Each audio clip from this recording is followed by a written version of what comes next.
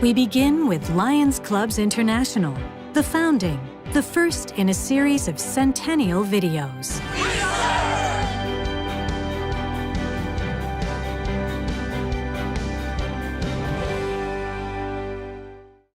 1917, a pivotal year in history, a time of immense social and political change. Most of Europe was engaged in World War I, which the U.S. entered that year. In the U.S., cheap labor and the development of the assembly line had led to rapid industrial growth, which in turn brought many social problems. Child labor, crowded tenement districts, high mortality rates, and rapidly spreading diseases were common. Chicago, Illinois, was a center of transportation, architecture, manufacturing, and commerce. It was a magnet for immigrants seeking work. Reformers in Chicago, including Jane Addams, the founder of Hull House, called for improved social conditions in their communities and the country. Among those looking for ways to help others was Melvin Jones, a successful insurance man. He was secretary of the Business Circle of Chicago, a lunch club established in part to help its members grow their businesses. However, Jones had a different goal in mind. I am finding out that you do not get very far until you start doing things for others. And I am beginning to believe that I can help some of the clubs, like the Circle, to have feelings in their hearts. Jones's words struck a chord with his club, and the Circle gave Jones permission to invite similar groups across the country to a meeting to discuss forming a new kind of club. We are now seeking to make our organization international and write to inquire if you would affiliate with us, and at some future date, we can adopt bylaws and a name that will be suited to all. June 7th, 1917.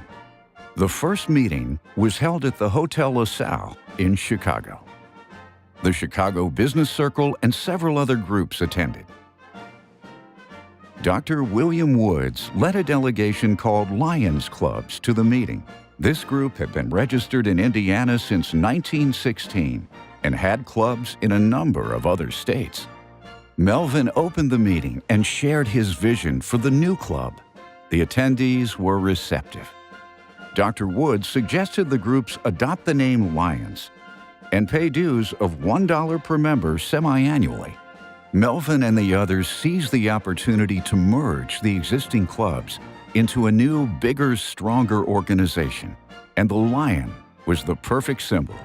Immediately, Melvin began a letter-writing campaign to attract additional clubs into this new organization, more focused on serving others.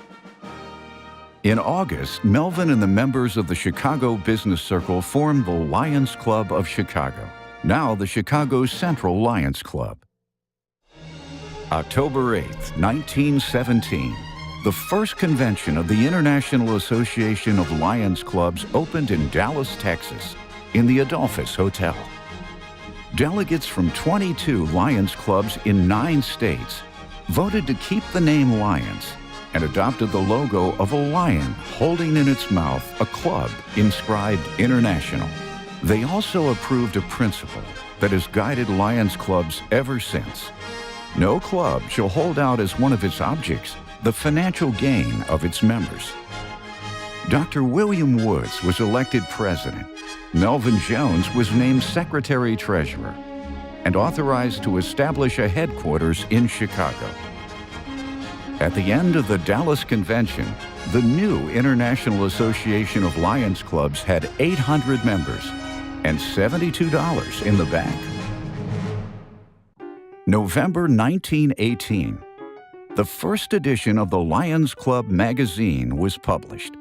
It contained a copy of the Lions Code of Ethics, which required a lion to aid my fellow man by giving my sympathy to those in distress, my aid to the weak, and my substance to the needy. It also contained news from the clubs about Lions projects for improving waterways, medical clinics, and public libraries. Lions were also active with many youth projects, including fundraisers for children's hospitals and Boy Scouts. Having fun while helping others was part of Lions from the beginning. A clothing drive for veterans led to an unusual sight of lions parading down the street of their town. By 1919, Lions had grown to 42 clubs across the U.S. with more than 2,300 members. Some of the early clubs had women members, but soon the Constitution and bylaws limited membership to men. It would be almost 70 years, until 1987, before women were again welcomed as members.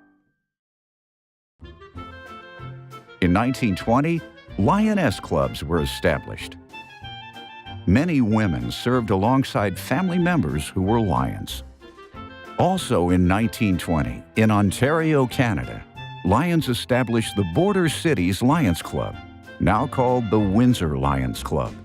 It was then that Lions clubs became international.